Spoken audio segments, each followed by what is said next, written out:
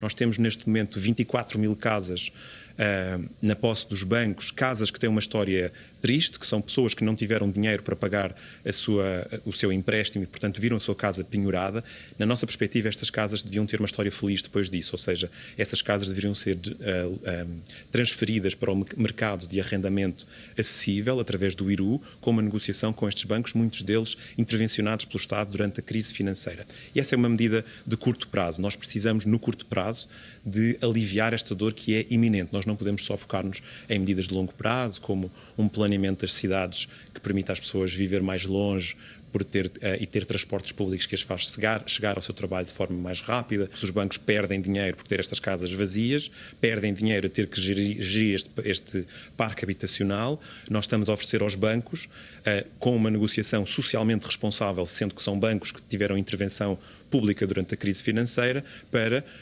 deixarem de ter um ónus com essas casas, e o IRU, que também precisa de ser reformado, porque é um instituto público de alta importância para resolver esta crise e que não está a funcionar devidamente. A imigração é um tema decisivo em dois níveis: no nível económico, do futuro económico de Portugal, e também no nível social e da inclusão. Portanto, as políticas de imigração devem se inserir nessas duas visões. A visão económica do Volt é que o país, Portugal, para conseguir oferecer prosperidade e para sermos uma Dinamarca, uma Holanda da Europa, nós temos que ter a ambição de transformar o nosso tecido económico numa economia de futuro, forte nos setores de futuro, a economia verde, digital, da saúde. Nós precisamos ter exportações de alto valor acrescentado e, portanto, nós queremos políticas que não só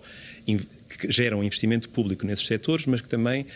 desburocratizam a atração de talento, nomeadamente talento que está em fuga dos Estados Unidos para Portugal, e criarmos um setor muito dinâmico que gera postos de trabalho, que sobe salários e que com isso absorve uma mão de obra portuguesa para esses setores que pagam melhor. Isto também significa, ao mesmo tempo, poder libertar Portugal desta dependência de setores como o turismo, que são setores que trazem riqueza, mas que dependem de mão de obra barata e que são mais competitivos porque pagam menos ainda a essas pessoas que trabalham nesses setores. No plano da inclusão, aquilo que o Volt defende é que nós precisamos de apoiar ao nível local, portanto, ao nível dos municípios. Nós temos a ideia de criar um gabinete da imigração e da emigração para que os municípios, temos bons exemplos em Portugal, é o caso do Fundão, que os municípios tenham os meios, não só financeiros, mas humanos e de técnicos de ação social e de inclusão e de saúde mental, de psicólogos e tudo mais, para garantir que estas pessoas não só vêm para cá trabalhar, mas que são parte ativa, integrante das nossas comunidades. No curto prazo, nós precisamos de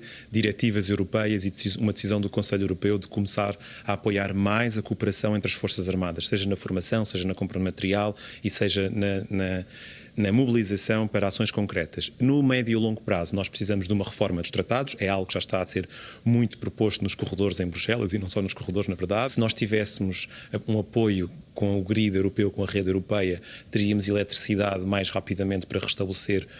a nossa rede nacional. E depois precisamos de uma coisa que vários especialistas defendem e que também ninguém está a falar e que está muito claro no nosso programa, que é descentralizar mais o abastecimento e a geração de eletricidade, ou seja, comunidades energéticas. Nós precisamos de estimular que as casas e as comunidades, os bairros, os municípios tenham a possibilidade e os apoios para terem uma base de produção de energia renovável.